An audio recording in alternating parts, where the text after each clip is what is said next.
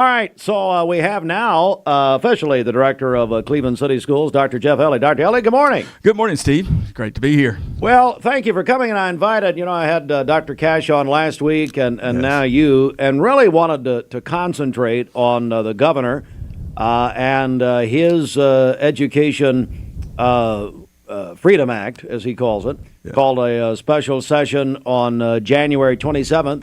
I know your Board of Education, I believe earlier this week or maybe late last week, did a resolution really against this act. Tell me your thoughts on this and where the city school system is. Okay, yeah, sure. Our board met a couple of weeks ago to start looking at how they wanted to word the resolution and take a look at the approach. And we spent some time, each board member, thinking about it. And we had a special call meeting last Friday morning and spent some time in that really analyzing and each board member sharing. And then we were able to come up with and come together and have this resolution that we submitted and shared out with you guys and with the community here, a full unanimous opposition to the proposed bill that's going to be discussed next week. And so with that, we know there's a lot to unravel. And so we really dissected that, and we narrowed down into three main components in that when you read the board's resolution there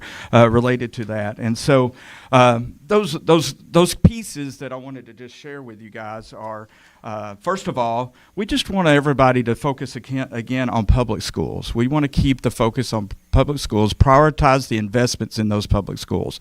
We have a lot of great things happening over the last few years by the state, and we appreciate the funding that we've received in public education. Not only did we have the ESSER dollars that were going on during post-pandemic times, but we also had the TISA funds and the changeover over the last couple of years in receiving funding with that. One of the aspects that's been very positive for us in public ed is the increased funds for our teachers. We know that is one of our primary focus areas, is to increase the pay for our teachers and our staff, and we want to continue to do that.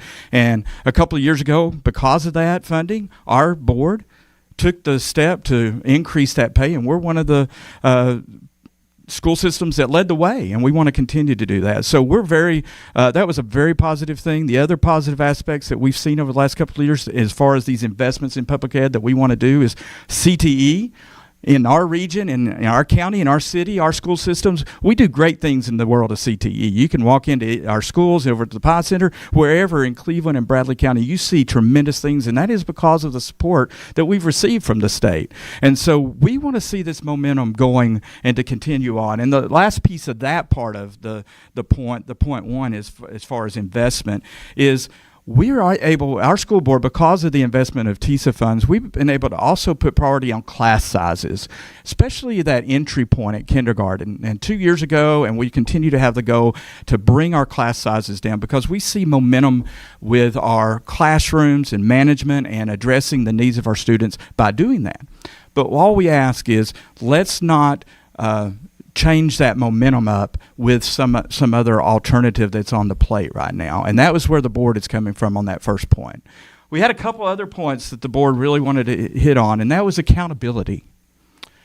We have accountability pieces that our staff and our school systems and school systems across the state are responsible for, to answer for, because these are our public dollars, and we want to be transparent with our budgets, but also accountability in how we deliver our instructional time, how we're providing the academic outcomes that we need, the financial impact, and looking at the dollars that are being spent. We have a lot of accountability there is asked of us. So we're asking, what is that accountability that's going to be with individuals in private schools receiving these public dollars?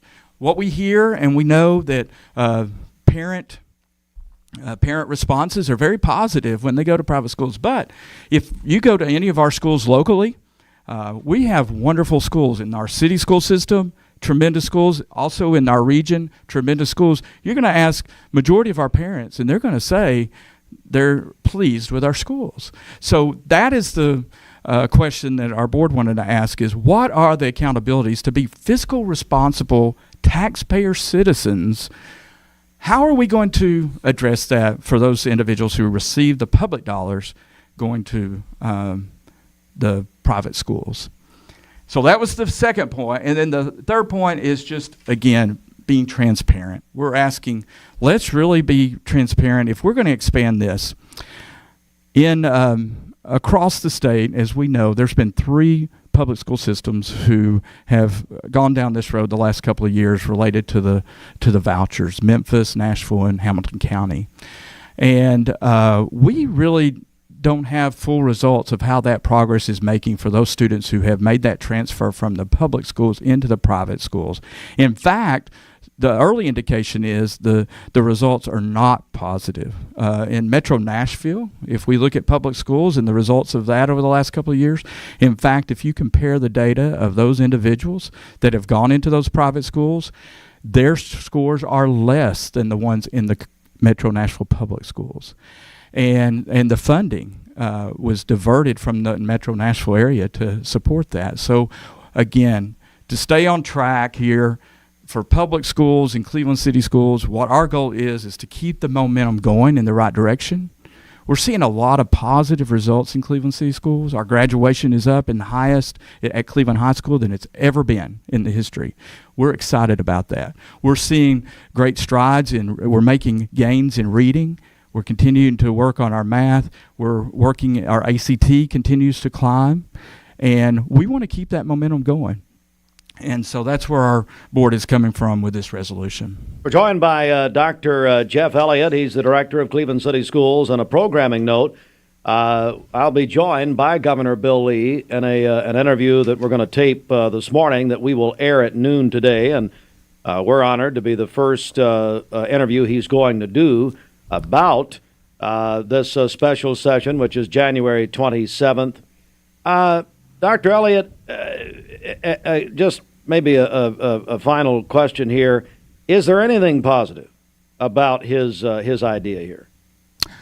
Well, one of the things that we hear a lot of times is the word school choice. And I think we have to understand that as a parent, yes, you have school choice there. We've always had that. I mean, we're very blessed in our country and our state to be able to say that. And so we want to continue that. But the positive aspects of it for us we're seeing a limited positive aspects of this, really, to be honest. There is a piece there that in the bill that is proposing to give our teachers a $2,000 bonus, a one-time bonus. That's wonderful. Again, anytime we can honor and recognize the hard work of our teachers and our staff, let's do it. But we really want to see that ongoing and continue to see that increase. And that's our goal, is to support our teachers every way we can. So if you could say, if you're looking at the draft bill, that would be the positive that I would look at there. Dr. Jeff Elliott, thank you so much. I appreciate you coming by and sharing your views. All right. Thank you, sir. Brandy King, I want you to come up here for a second. Brandy was in another life, Sarah Jennings. Yes. So Brandy just told me off the air, you saw me on.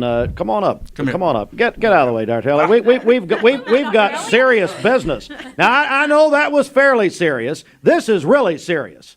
You said that you saw Rogers and I on Channel 3 the other day, and how do you think it went? Absolutely perfect. Okay. Professionals, broadcasting professionals, all the way Come around. on. This Tell is us how Sarah you Jennings really from Channel feel. 9. Now, here's my problem with what Julie Edwards, and I love her, but what she did, and by the way, I don't know if you know, did you see the beginning when she said I was her favorite guest they ever had? I can imagine that you would be. And I'd of say course. Don Welsh would have said the same thing, and you would have said the same Yes, thing. absolutely. But they Without a had, doubt. so they got this brand new multi-million-dollar studio. David Carroll stopped getting a paycheck. So anyway, and they had this pillow behind me. It's for your back. It's a lumbar pillow. I took that thing and threw it. I said, what are we doing here? I mean, you would never have done. That's so unprofessional of Julie, and you know that.